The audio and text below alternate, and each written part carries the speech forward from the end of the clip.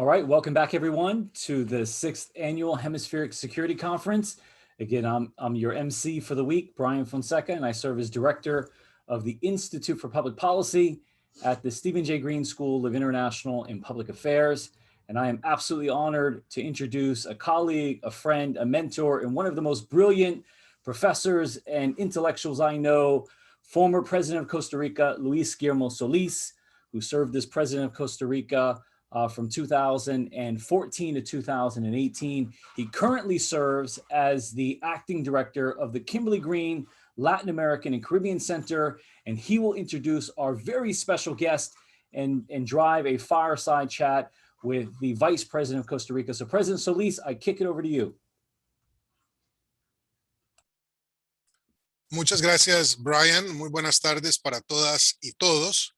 Esta entrevista se realizará en idioma español, pero como hay traducción para el inglés y para el portugués, les agradezco si en su icono, en la parte baja de la pantalla, pueden conectarse en el idioma que ustedes lo deseen.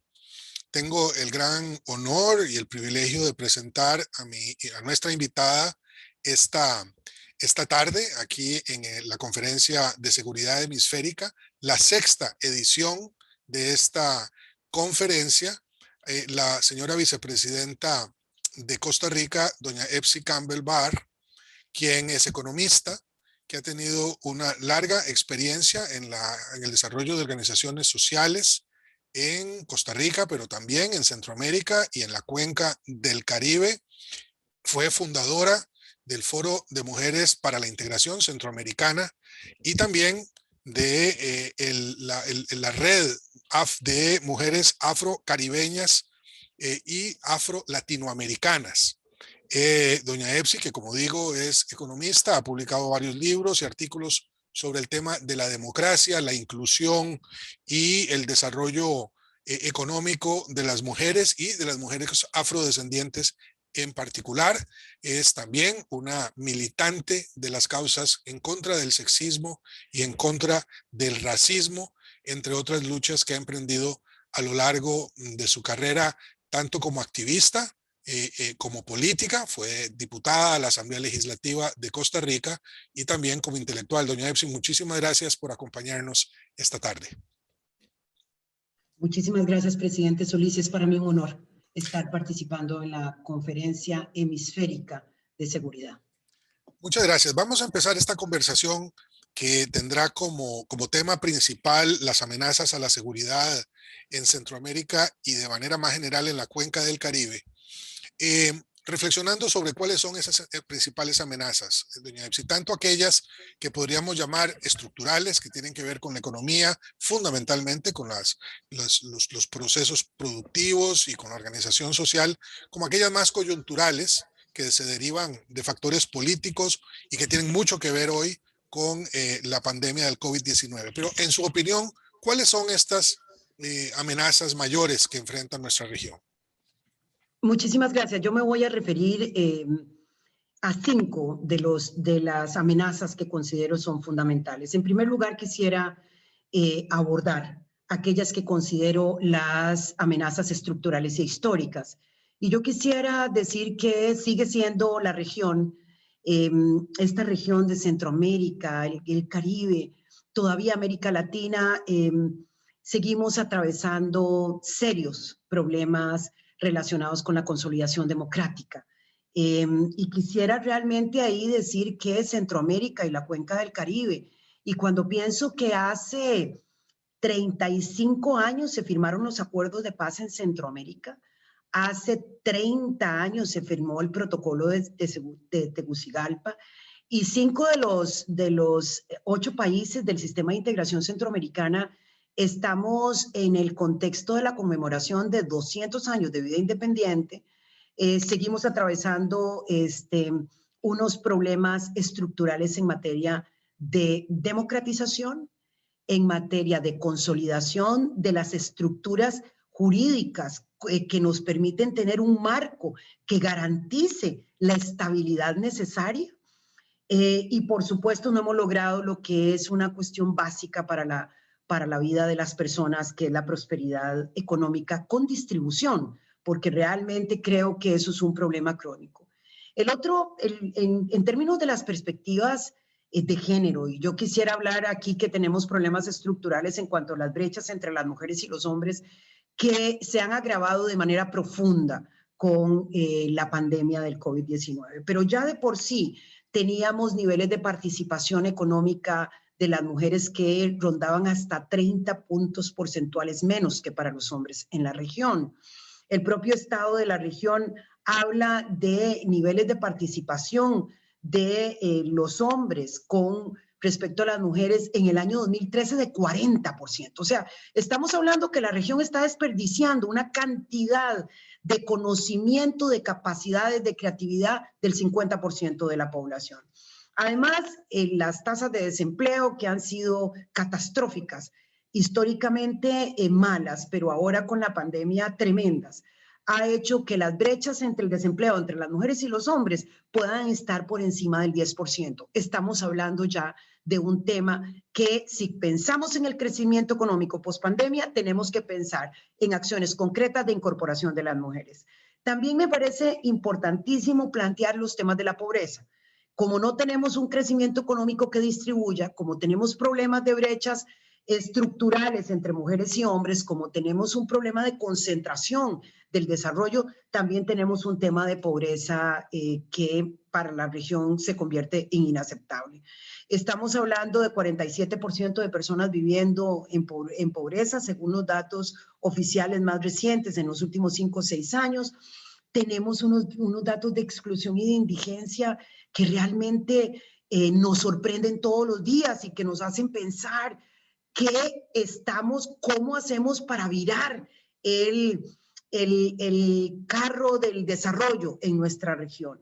Y además encontramos algunos temas relacionados con la proporción de hogares en una situación de exclusión sistémica. Tenemos hijos, nietos y bisnietos que han vivido en pobreza y no tienen ninguna posibilidad de desarrollarse. Comunidades rurales totalmente excluidas, sin los recursos más básicos. Y también tenemos un tema relacionado con la droga y con ser esta región una región de paso, pero ya no solo de paso, sino de consumo, en donde se enfrentan unos problemas estructurales, lo que tiene como problema fundamental unas migraciones forzadas en nuestra región, producto de la situación económica, la situación democrática, la situación social que viven nuestras comunidades. Y a esto finalmente quisiera sumarle amenazas estructurales que se complejizan, como el tema de la batida de los huracanes en nuestra región y por supuesto las condiciones tan extremas en las que nos ha colocado el COVID-19. Usted se ha referido bien a estas amenazas estructurales como amenazas históricas, es decir, que han tenido una cierta perdurabilidad en el tiempo. Sin embargo, hemos visto que a lo largo de muchas décadas, Centroamérica ha sido receptora de miles de millones de dólares de parte de la comunidad internacional, donde sobresalen, por supuesto, los Estados Unidos y la Unión Europea, pero también Japón, Corea del Sur, Taiwán, más recientemente China, precisamente para mitigar esos problemas estructurales. ¿Están siendo eficientes los programas de política pública para atender estos males que usted ha señalado? ¿Cómo podrían mejorarse esas políticas? Bueno, primero quisiera decir que los resultados hablan por sí solos. Parece que necesitamos, además de dinero, capacidad de ejecución de recursos. Y es verdad que hay diferencia entre nuestros países en la región y bueno, yo misma, usted mismo, presidente Solís, somos parte de un país que enfrenta importantísimos desafíos, pero que ha logrado tener una estabilidad política y democrática en las últimas décadas y que finalmente hemos logrado salir adelante con muchas dificultades producto del COVID en los temas económicos, pero vamos haciendo la tarea. Y yo creo que eso es un tema que siempre vale la pena decir que no todo está complejizado, pero no cabe la menor duda que además países como el nuestro, países como Costa Rica, cuando hacen bien la tarea, dejan de recibir recursos, lo que no les permite avanzar en términos de unos desafíos estructurales que también tenemos y que hay una gran cantidad de recursos de cooperación internacional que si bien pretenden contribuir, no han logrado ser centrales para abordar los temas que tenemos. Eso quiere decir que tenemos un desafío fundamental de hablar de lo que significa la política y la cooperación para el desarrollo. ¿Cómo se hace? ¿De qué manera? ¿Cómo se mide? ¿A quién se le premia? ¿Cómo se le llega a las comunidades más excluidas? ¿Cómo garantizamos que haya una participación privada, pública, en la ejecución de los fondos, de manera que podamos tener indicadores que cuando no se hace bien, pues no vamos a seguir haciendo lo mismo? Creo que definitivamente requerimos necesariamente que fortalecer la política pública, pero esa política pública tiene que estar medida claramente sobre cuándo y cómo vamos a reducir estos inaceptables niveles de exclusión social y de exclusión económica de sectores importantísimos, de sectores productivos que están en las zonas rurales. Así que tendríamos que decir que hay muchísimo más que hacer, porque finalmente no podemos dejar de ver los temas de la democracia y la estructura institucional separados de los temas de la inversión social y de la cooperación. Son parte de una misma realidad. Y en ese sentido, yo querría decir que sí necesitamos, de alguna manera, no solo un observatorio, sino este acompañamiento mucho más estructural para que los recursos le lleguen a la gente que hoy está urgida de tener esos recursos, y que también los países tenemos que avanzar mucho más en una rendición de cuentas, que no solo es una rendición de cuentas interna, sino aprovechar el multilateralismo para hacer una rendición de cuentas de lo que estamos haciendo bien, reconocer aquello que tenemos que fortalecer porque no lo estamos haciendo bien, y generar incluso unos mecanismos de cooperación para compartirnos el know-how, para decir cómo podemos fortalecer, porque la Agenda 2030 y los próximos 30 años de nuestra región no podemos estar analizando todo lo que dejamos de hacer, sino que tenemos que garantizar que la mayoría, que toda la gente tenga las condiciones para resolver sus derechos, para garantizar sus derechos fundamentales y tener sus necesidades realmente satisfechas. Sobre este tema que usted mencionaba ahora del multilateralismo, permítame elaborar un poquitito. En la Cuenca del Caribe tenemos 3 mecanismos de integración subregional: el Sistema de Integración Centroamericana, el SICA, la Comunidad de Estados del Caribe, el CARICOM, y la Asociación de Estados del Caribe, AEC, que incluye al CARICOM, incluye, por supuesto, a Centroamérica, a México, Colombia y Venezuela. ¿Qué papel atribuye usted a la integración regional para la atención de algunos de estos males que usted misma señalaba, que tienen un origen más bien extracentroamericano en algunos casos, otras veces es centroamericano, pero que traslada a nuestras fronteras? Temas como los de la seguridad o la inseguridad fruto del narcotráfico, los fenómenos de las migraciones, que no son fenómenos criminales, sino que son fenómenos, como usted bien lo decía, originados por exclusión y expulsión de los países, o el cambio climático y los eventos extremos que también usted mencionaba en su intervención inicial. ¿Cuál es el papel de la integración junto al multilateralismo en este marco? Muchas gracias, presidente. Yo quisiera aquí subrayar varias cosas. Creo que no le hemos sacado el provecho a la integración regional en sus versiones de nuestra región de Centroamérica y el Caribe. No hemos maximizado una institucionalidad que a veces es muy robusta. Incluso quisiera referirme al caso centroamericano, a veces con una cantidad de instituciones que parecen más las instituciones que las actividades que se desarrollan, pero de todos modos no cabe la menor duda que la ruta para el desarrollo tiene que ver con lo local, lo nacional y lo internacional y regional. O sea, no cabe la menor duda que estos no son tiempos en donde uno pueda mirar los temas del desarrollo sin mirar los espacios del multilateralismo. Y yo creería que lo que ha hecho falta es que hemos utilizado de manera más burocrática los espacios regionales, y solamente en las crisis echamos mano de esa institucionalidad que tanto nos ha costado y que tan cara es, para resolver problemas que muchas veces son estructurales.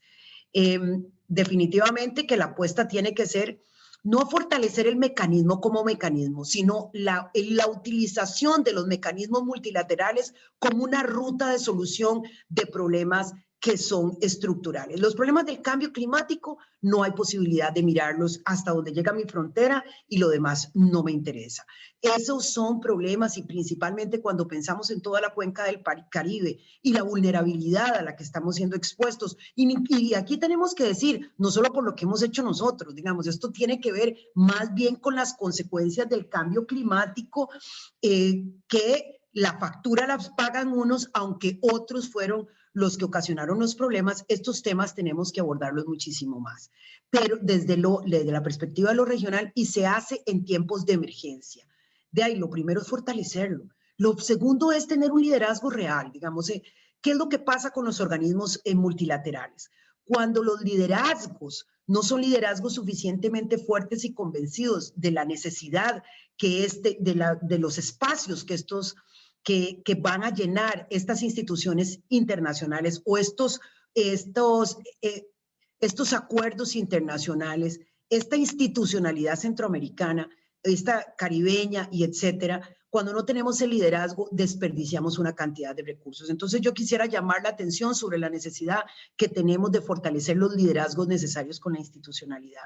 Segundo, sí me parece que también, y volviendo al tema que usted me planteaba al principio, mucho de la cooperación tendría que tener esta visión más regional y no hacer esa cooperación muchas veces tan focalizada en un país, más en otro país, más en otro país, y todos nosotros desde este lado compitiendo por los recursos que están dando los países en desarrollo. Eso no contribuye. De alguna manera tenemos la institucionalidad, pero por otra parte propiciamos la cooperación de manera bilateral. Y eso realmente no nos permite tener estos abordajes regionales. Luego, lo tercero son temas como migraciones. La realidad es que en nuestra región, y estoy hablando del Caribe y de Centroamérica, las necesidades no cumplidas, las expectativas no cumplidas, el estómago vacío, lo que hace es que definitivamente la gente busque cómo resolver. Y se va a desplazar, se desplaza dentro de los países, se desplaza fuera de los países. Las limitaciones migratorias que se puedan poner realmente no van a ser suficientes porque la gente quiere resolver su vida, la sobrevivencia. Entonces también esos temas no deben de seguir haciéndose desde afuera para adentro, tratando 3 países, Triángulo Norte, solo tratamos a los del Triángulo Norte. Entonces el resto tienen que estar lo suficientemente mal para que compitan con eso, en lugar de tener una mirada regional, porque trabajamos con los países del Caribe, solo con los países del Caribe, con aquellos que nos causan más problemas. Entonces yo creo que la apuesta a lo multilateral en nuestra región tiene que ser una apuesta primero nuestra, y creo que quienes estamos ocupando espacios de poder tenemos que seguir propiciando y profundizando por allí. Y segundo, de nuestros socios estratégicos. Y esos socios tienen que entender que esos canales tienen que ser los canales utilizados para garantizar que los temas fundamentales sean abordados desde esta perspectiva, que además es la única perspectiva para llegarles.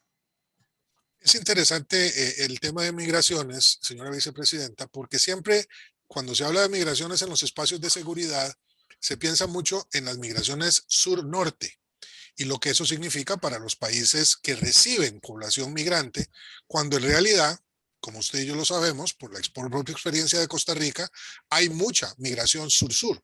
Es decir, también un país como Costa Rica, un país como Panamá, lo decía en la intervención anterior la señora canciller de Panamá, tienen un papel muy importante como receptores de migrantes, tanto en su condición de residentes permanentes, que es el caso de miles y miles de nicaragüenses que viven en Costa Rica, como de los flujos de personas haitianas, personas cubanas que en su momento han pasado por Centroamérica rumbo a los Estados Unidos.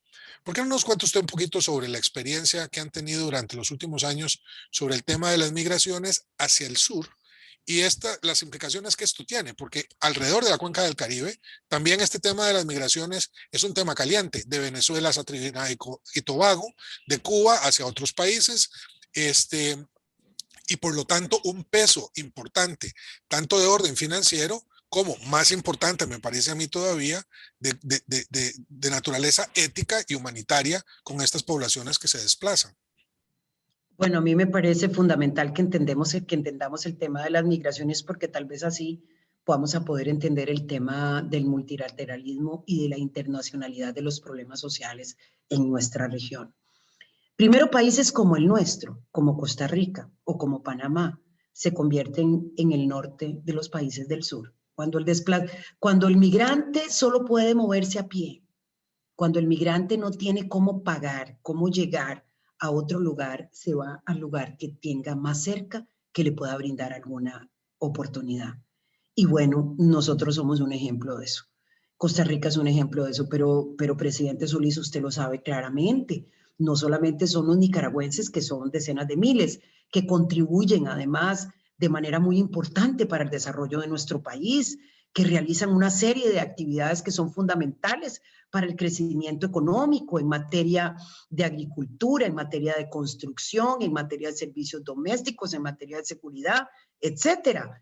Es que, digamos, un país como Costa Rica recibió y ha recibido una gran cantidad de migrantes venezolanos, o sea, que también hay una realidad, una presión real y en un momento determinado, cuando la situación política en el pasado, tuvimos una gran presión de migrantes colombianos y colombianas en Costa Rica, o sea que definitivamente la gente se mueve, o sea, y esto es una realidad, pero definitivamente como la presión es de migrantes hacia los otros países del sur, no necesariamente cuando se está viendo la mirada global, se está mirando esa realidad.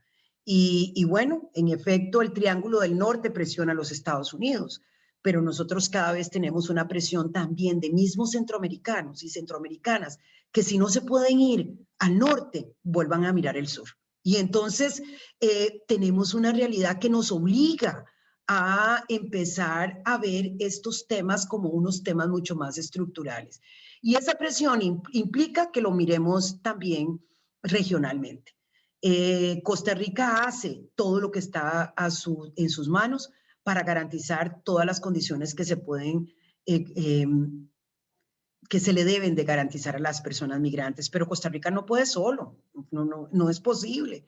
No es posible que el peso, por ejemplo, de las migraciones, que realmente como país hemos tenido una visión muy solidaria, pero las migraciones de personas venezolanas que han encontrado en nuestro país un refugio o lo encuentran en Panamá, o lo encuentran en aquellos países que consideran una mayor estabilidad, mismos venezolanos a Colombia o colombianos desplazándose, esta mirada de estos países que también son los países de la Asociación de Estados del Caribe y de la Cuenca del Caribe, es una mirada que tiene que ser vista desde la perspectiva multilateral. Y ahí yo digo, no solamente interesante, necesario que lo veamos en los espacios institucionales de integración. Necesario que los organismos de cooperación nos miren a nosotros y nos vean necesario, pero casi que por humanidad, como usted lo está planteando, que nos miren como receptores de cooperación para garantizarle las condiciones a estas personas que se desplazan, porque es imposible en un país como el nuestro.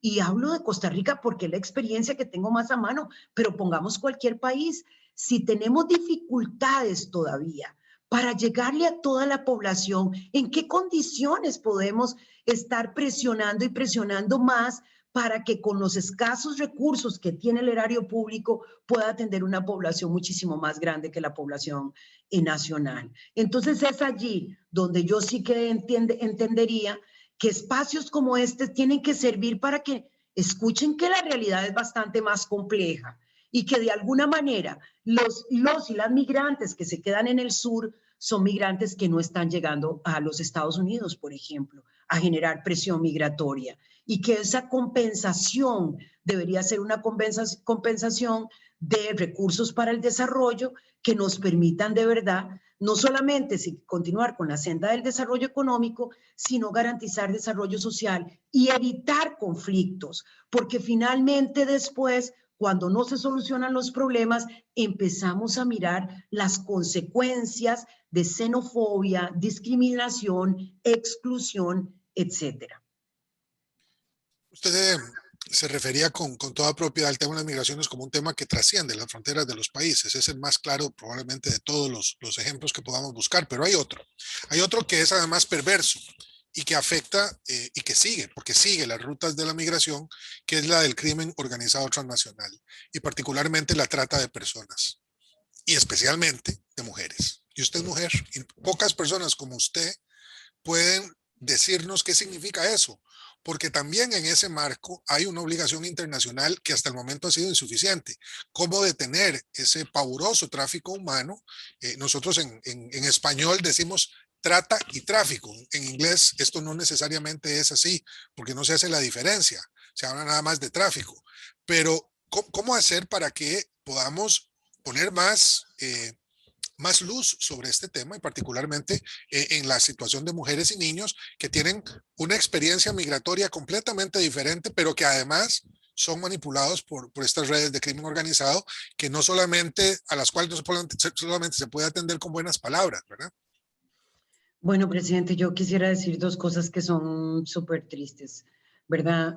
Los negocios, las actividades ilegales se juntan unas con otras para generarle una situación tremenda a las personas que están en condiciones de vulnerabilidad. Y, y en efecto, la situación de las migraciones forzadas producto de la exclusión social tiene como consecuencia directa una realidad tremenda para decenas de miles de mujeres en nuestra región. Y decenas de miles de mujeres que además quedan en el anonimato, ¿verdad? Muchas de las veces, porque son temas que si bien se ven mucho más desde, por ejemplo, los Estados Unidos, que lo que se ven desde nuestra propia región. ¿Y por qué? Porque efectivamente el tema de trata y tráfico de personas, de niños, niñas y mujeres, se relaciona también muchísimo con el tema del comercio, de toda la actividad ilegal que hay alrededor de las drogas. Y se relaciona con todo el comercio ilegal que hay alrededor de todo lo que no está permitido. Y yo quisiera decir varias cosas. Yo quisiera decir, cuando conversaba recientemente con Pramila Patten, la enviada especial del secretario general para temas de violencia sexual contra las mujeres en situaciones de guerra, y me decía que eso pasaba también en Centroamérica, o sea, que yo le preguntaba y me contaba cosas catastróficas en Asia, en África, en otros, y me dice, no, pero no tenemos que levantar la mirada simplemente para ver a los otros y las otras. La situación de vulnerabilidad que están, de las que son víctimas, mujeres, niños y niñas, que están en migración forzosa, producto de su situación social, es un tema que tiene que ser abordado inmediatamente. Primero tiene que ser un tema que está en la agenda pública, no en la agenda internacional, tiene que estar en la agenda pública. La ministra de la Condición de la Mujer de Costa Rica lo ha planteado de manera directa y me parece que ese es un tema que tiene que estar en las agendas internacionales. Segundo, tenemos que ponerle rostro a esta cantidad de mujeres. Y aquí yo quisiera decir que además hay algunas que son muchísimo más vulnerabilizadas, las mujeres afrodescendientes, digamos, porque además no se miran las diferencias entre las mujeres y tienen una vulnerabilidad muchísimo mayor. Tercero, hay que ponerlo como uno de los temas de la integración regional y uno de los temas de la cooperación internacional. No podemos ver separadamente migraciones forzadas sin incorporar el tema de trata y tráfico, sin incorporar el tema de explotación forzada forzosa de menores de edad, de criaturas que deberían de estar en la escuela y que están viendo a ver cómo sobreviven. Migrando y siendo explotadas. Así que yo en este tema sí le diría que la única alternativa que le veo es que lo incorporemos como un tema central, que llamemos a organizaciones internacionales y que nos comprometamos, que nos pongamos metas, que pongamos a ONU Mujeres en la mesa, que pongamos a la AEC en la mesa, que pongamos al SICA en la mesa y pongamos el tema, trabajemos el tema, protejamos en frontera, tengamos mecanismos de emergencia para poder denunciar la violencia sexual, la trata y tráfico de mujeres, de niños y niñas como un tema estructural, porque ese tema está dejando sin oportunidades de vida a decenas, pero a decenas, a centenares de mujeres, niñas y jóvenes. Y yo sí creo que a veces cuando hablamos de los temas del desarrollo y de la seguridad, nos ponemos a pensar mucho más en drogas, nos ponemos a pensar mucho más en cómo acabamos con estas redes y se nos olvida la cantidad de mujeres, niños y niñas que están quedando en esa como víctimas y muchas veces sin poder siquiera sobrevivir, mueren en el intento.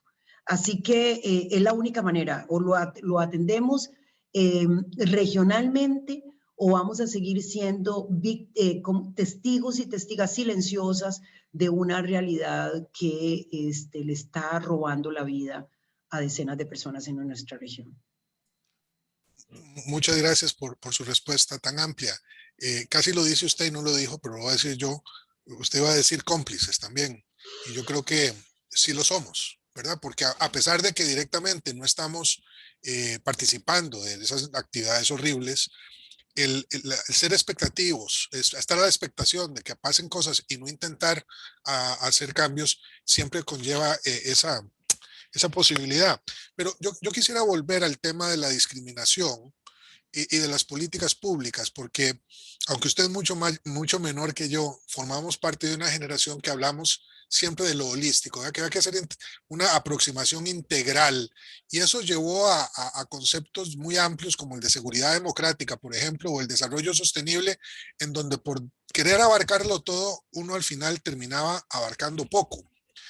También se nos metió en un canasto que es muy complicado de administrar, que es el de los países de desarrollo humano intermedio, que es una trampa. Yo quisiera preguntarle más específicamente si usted cree en políticas públicas más, más diferenciadas para mujeres, para hombres afro, para indígenas, para personas con discapacidad, por ejemplo, que requieren una atención especial. Hay una gran resistencia a establecer políticas específicas, ¿verdad? De quienes adoptan una posición así como muy holística a veces, porque no puede haber diferencias, tenemos que ser para todos igual. Pero es que no somos todos iguales. Un campesino mestizo pobre tiene necesidades diferentes de un campesino mestizo afro o indígena. Perdón, un campesino indígena. Y esto es complejo desde el punto de vista de derechos humanos, porque todos, por supuesto, que tienen que recibir el mismo trato, pero desde el punto de vista de la política pública hay diferencias por el racismo, por el sexismo y por los fenómenos que usted misma ha descrito. ¿Cómo ve este tema de las políticas públicas diferenciadas? Bueno, primero que todo quisiera decir que para que haya políticas universales tiene que llegarle al menos al 80% de la población. Nos hemos pasado hablando de políticas universales que no son universales. Entonces, es primera la falacia de la universalidad cuando no le llega ni al 50% de la población. Entonces, ahí tenemos que empezar a profundizar cuál es el abordaje.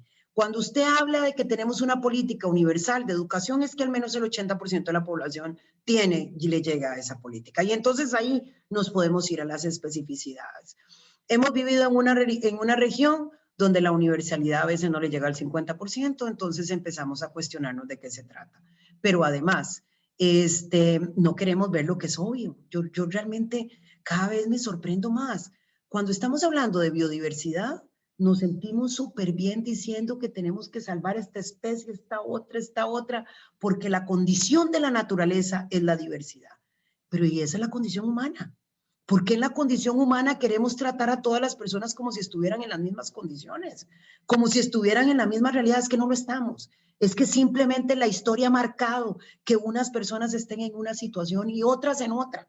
Y la raza ha sido uno de esos temas fundamentales. O sea, no es un tema casual que las personas afrodescendientes, aún en los países que han hecho esfuerzos muchísimo más importantes, el mío propio, los indicadores de desarrollo humano sean menores para población afrodescendiente, pero en otros son inaceptables. Y esos son los datos, ya son las estadísticas, por eso luchamos durante muchísimo tiempo para que tener datos desagregados, porque ya no hay discusión sobre la necesidad de tener o no tener discusión, políticas públicas diferenciadas. ¿Por qué no hay discusión?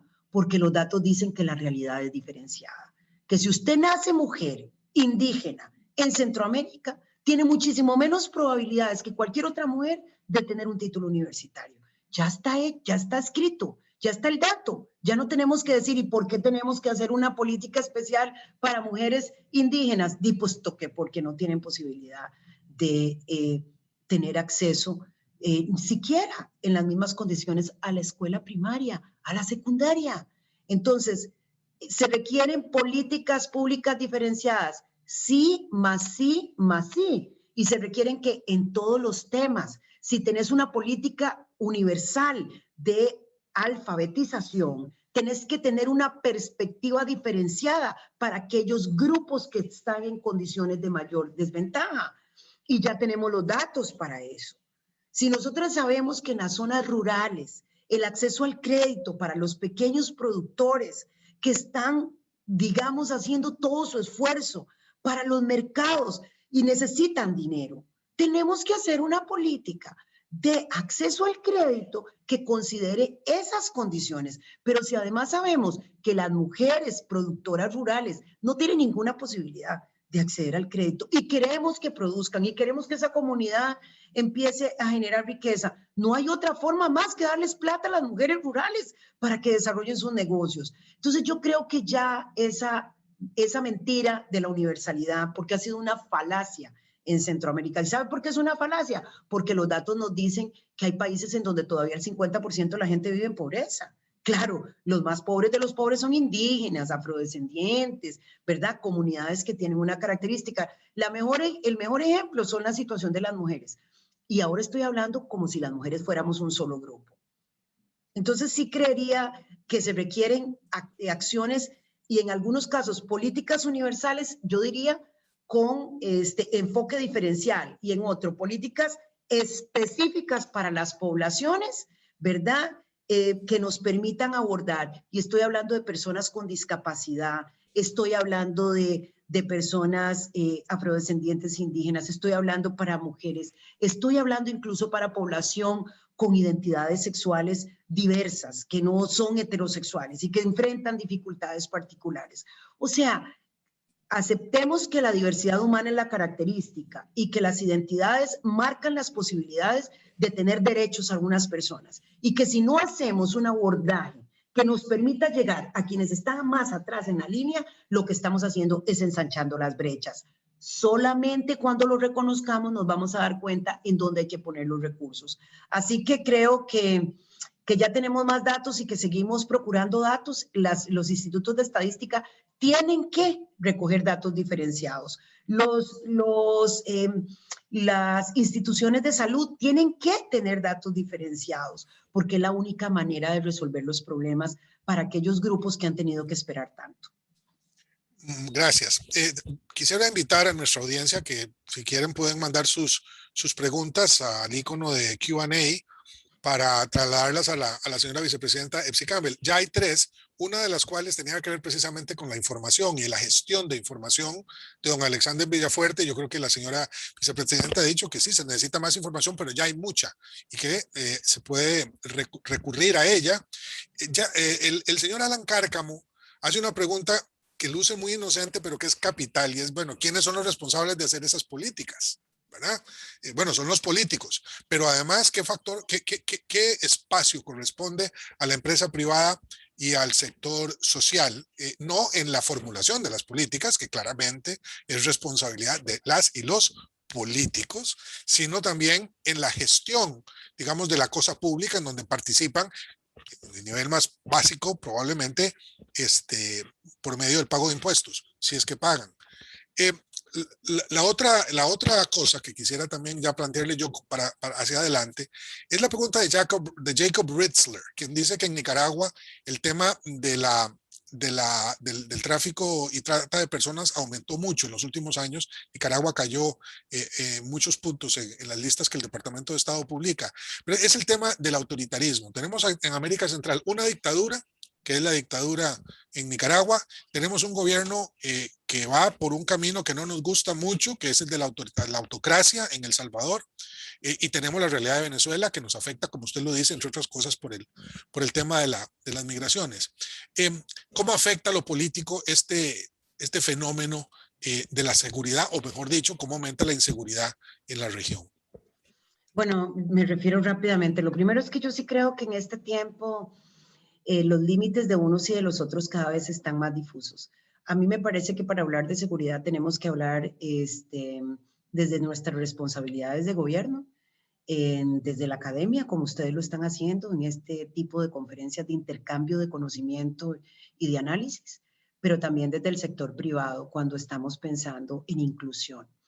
Las empresas privadas van entendiendo claramente incluso que el crecimiento económico está directamente relacionado con la inclusión de sectores que históricamente han estado excluidos. Yo creo que los datos del Foro Económico Mundial que plantean que entre un 15 y un 30% del crecimiento económico de nuestros países dependería de la inclusión de mujeres, ya nos habla que la exclusión es un mal negocio, además de todo, además de la injusticia, además de lo inaceptable que es, y pues además es la decisión de no crecer lo que pudiéramos estar creciendo.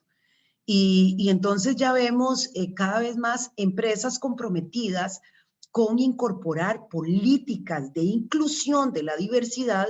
Y yo creo, presidente Solís, que sería muy interesante desde donde usted está, que puedan organizar más para América Latina las buenas prácticas de inclusión de la empresa privada, de sectores históricamente excluidos. Porque pues esto se hace en muchas conferencias privadas y el manejo del talento humano y cómo cuando usted tiene una diversidad de talento humano hay más creatividad, más productividad, etcétera. Pero creo que le hemos dado poca importancia al rol de la empresa privada en los temas fundamentales del desarrollo, porque además, cada vez más las empresas privadas tienen que tener una misión más allá de la que es lógica, generar ganancia. Cada vez más están directamente centradas en el bienestar de toda una sociedad, porque no hay negocios si hay inestabilidad también. Y yo pienso que eso tendríamos que verlo, pero no solamente por eso, porque aspiramos a unas sociedades en donde nos importa el bienestar de los otros y las otras y no solo el bienestar propio. Y yo creo que cada vez hay más empresarios y empresarias, poquitas, porque hay poquitas empresarias que van entendiendo que el tema no es cuánto más genero, sino también cuánto puedo contribuir yo con la sociedad en la que estoy generando negocio. Segundo, yo quisiera sí plantear el tema relacionado con la estabilidad democrática, digamos, en nuestra región. Y la responsabilidad que tenemos quienes estamos en puestos de poder. Yo creo que eso es así.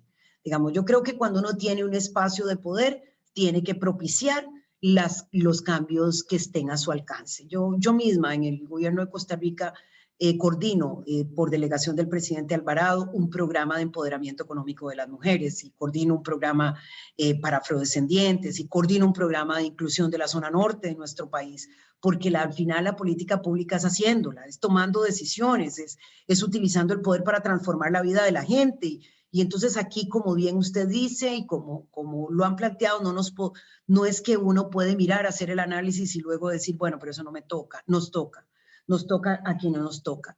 Pero definitivamente de la inestabilidad política y la dictadura, tiene una consecuencia social y económica, no solo en migraciones, es en bienestar de la gente. O sea, nosotros tenemos una realidad absoluta, digamos, la realidad de Nicaragua impacta todos los días a un país pequeño como Costa Rica, por ejemplo. Pero los anuncios que se han hecho últimamente, que nosotros empezamos a mirar con algún estupor lo que está pasando en algunos países, como El Salvador, uno tendría que decir también el hastío de la gente, ¿verdad? También confiar en que se van a hacer transformaciones que no se hacen, y la gente ha tenido paciencia para ir con el voto a buscar transformaciones que no les llegan y entonces terminan pensando en que soluciones que podrían no ser la solución son la solución. Y yo quisiera pensar en esa gente. Yo realmente, porque hay una responsabilidad muy clara de lo político, pero yo ahora digo de lo político, de lo académico, de la participación ciudadana responsable, porque ahora es que estamos, yo pienso, ¿verdad? Que estamos mirando muchísimas cosas en donde cada quien tiene que hacer su tarea, desde el espacio en donde está, porque también estamos en un tiempo de mucha contradicción, que la pandemia lo ha profundizado, ¿verdad? Ha profundizado esta situación de antidemocracia. Ya nos cansamos de hablar de democracia sin resultados. Alguna gente dice, "Ay, democracia y el estómago vacío".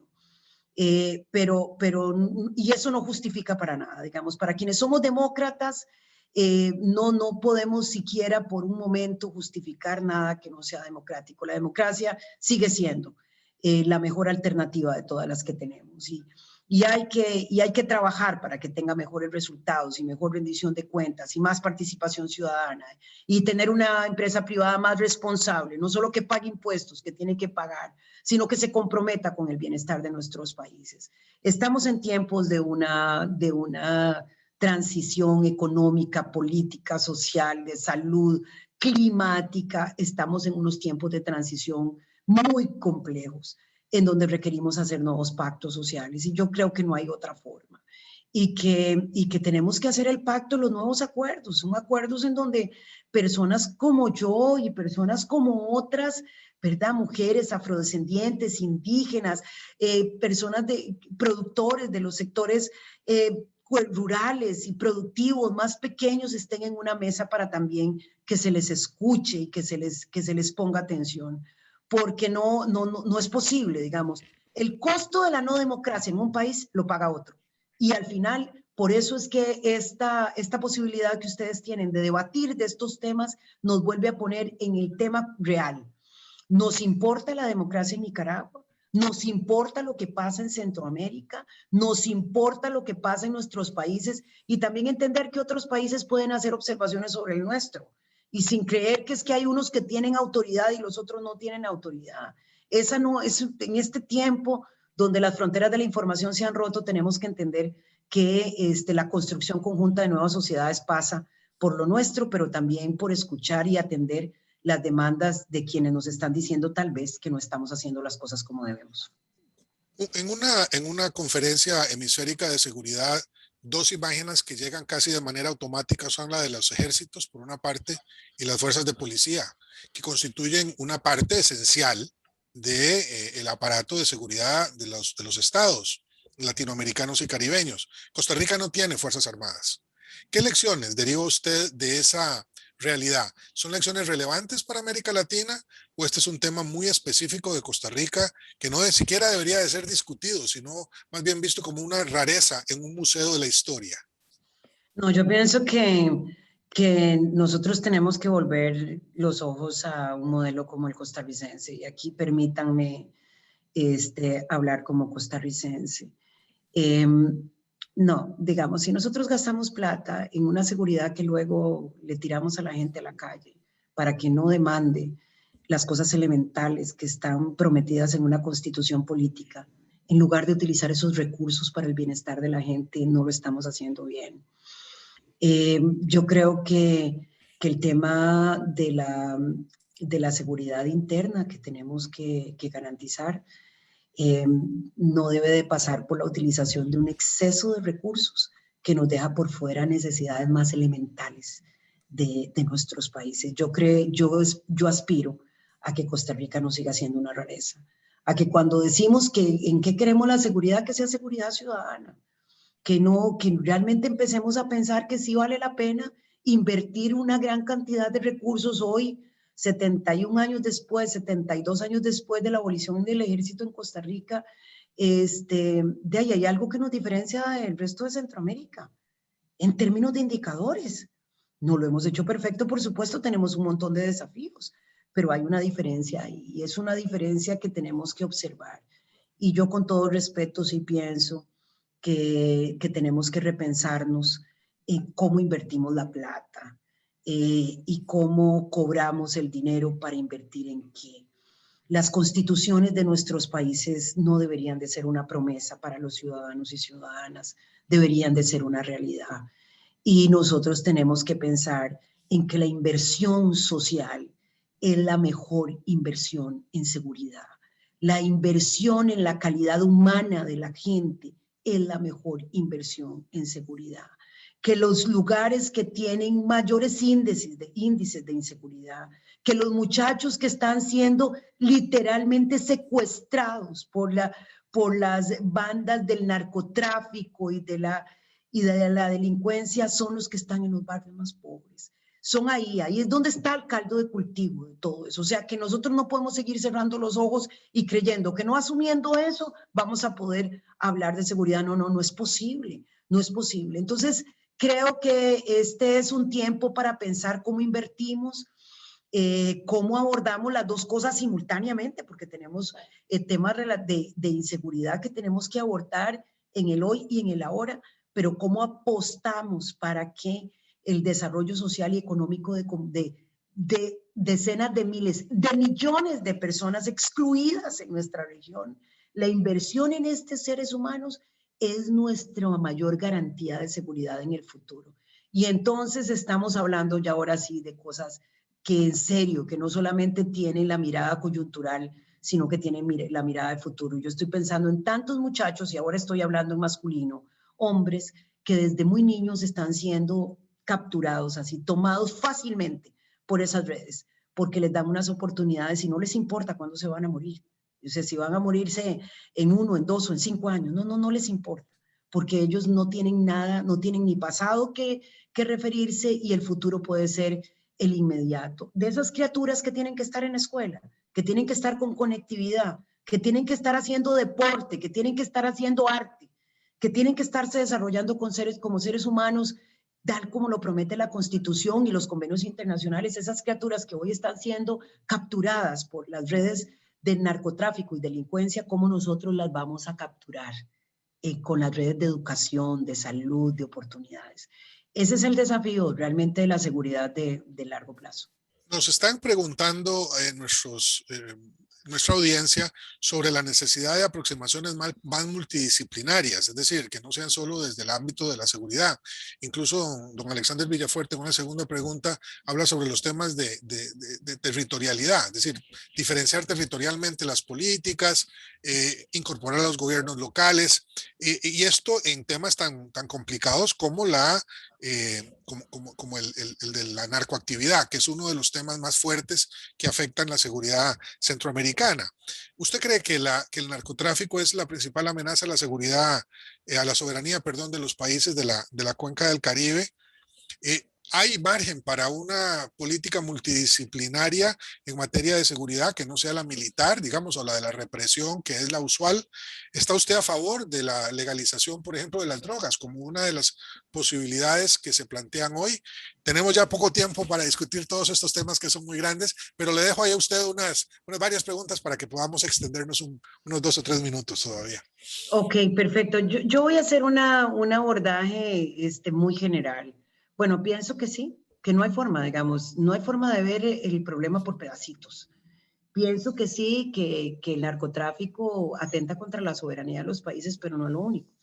Y que es grave la situación de la drogadicción que tenemos, que es grave. O sea, y del tráfico de drogas es espeluznante lo que está pasando en la actualidad.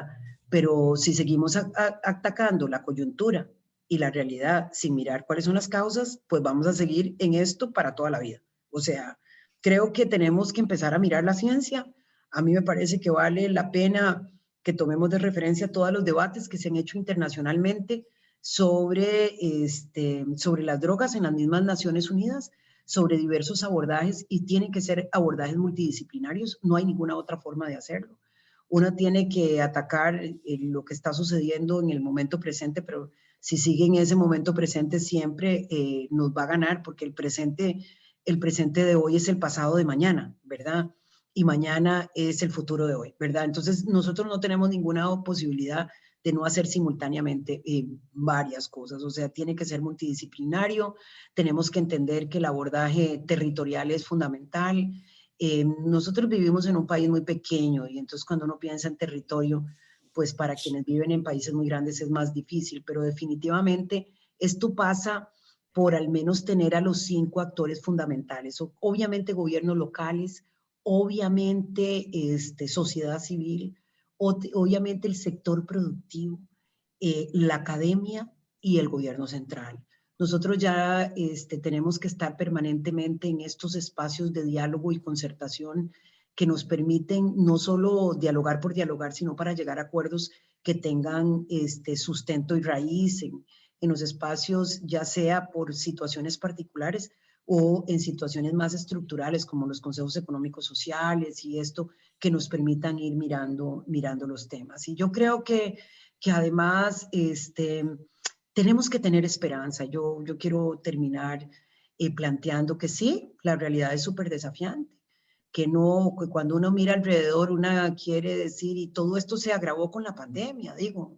En mi país, por ejemplo, el desempleo de las mujeres ha llegado al 28% y no logramos bajar el desempleo femenino. Nunca había estado en estos niveles y se recupera el empleo, no se recupera el empleo de las mujeres, es una cosa tremenda. Entonces, realmente uno podría decir, solo para poner un dato, de que la realidad es muy desafiante. Pero yo estoy segura que cada vez hay más gente comprometida. Y vieras que le tengo mucha fe a la gente muy joven.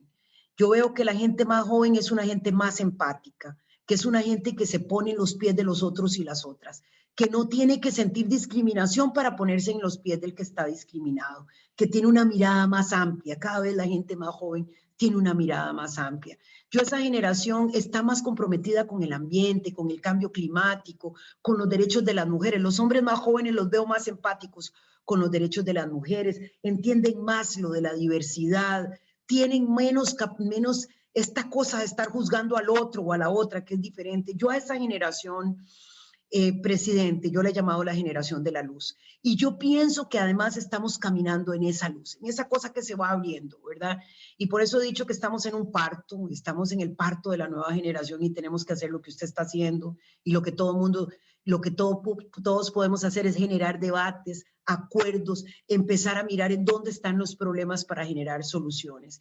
Y creo que esto que nos permite conversar ahora con tal nivel de facilidad en un país y en el otro estamos, no nos tenemos que estar cerca, generar acuerdos y generar la posibilidad de cambio es lo que nos va a permitir que cuando en unos años estén ustedes en la conferencia hemisférica de seguridad, estemos hablando de un montón de buenas prácticas que nos han permitido dar un salto cualitativo en el desarrollo humano y en la seguridad humana de millones de personas en nuestra región. Muchísimas gracias, señora vicepresidente, por la que ha sido una conversación iluminadora, profunda, amplia, que era el destino de pararnos efectivamente a una generación de la luz que traiga mucho bienestar a los pueblos de América Latina y en particular a los de la cuenca, la gran cuenca del Caribe. Quiero agradecer a la señora vicepresidenta de Costa Rica, doña Epsi Campbell Barr, por su participación esta tarde en este conversatorio de la Conferencia Hemisférica de Seguridad de FIU para el Centro Kimberly Green de Asuntos Latinoamericanos y Caribeños. Ha sido un placer auspiciar este evento como lo hacemos cada año. Agradezco al director Brian Fonseca del Instituto Jack Gordon de Políticas Públicas por su liderazgo y por su contribución, así como a todos y todas nuestras copatrocinadoras y copatrocinadores quienes hacen posible que este programa llegue hasta ustedes cada año desde la Universidad Internacional de la Florida. And now, Brian, I'll kick it back to you, my friend. Thank you so much for everything. Thank you so much, President Solis. Madam Vice President Campbell Barr, it was an absolute honor to host you at Florida International University. I thought this discussion was excellent. I walked away so much more knowledgeable on the challenges and in your view of some of the prevailing issues facing the region. And more importantly, some of the steps and way forward on how we can mitigate those challenges as we move towards and further into the 21st century. So thank you so much for that. I want to thank all those who joined us on day 2. We are back here at 11 a.m. tomorrow with another outstanding panel on the future of military institutions in the Americas. The panel includes Drs. Christina Mani, Paul Angelo, John Polga Hasimovich, and Craig Deere, and is moderated, of course, by our very own Randy Pestana. So I expect that to be an incredibly enlightening and colorful discussion on what role does the military play in these consequential issues facing hemispheric security into the future. Before we end the day, I want to encourage everyone, by the way, if you're out there, to track us on social media. You can follow us at Gordon Institute and at FIU LAC. Follow us on Twitter, Facebook, LinkedIn, and Instagram. And don't hesitate to share your thoughts on this year's panels. Tag us along with the hashtag HSC 2021. And so with that, this concludes day 2. Thanks again to all who joined, and I look forward to a great dialogue for the rest of the week.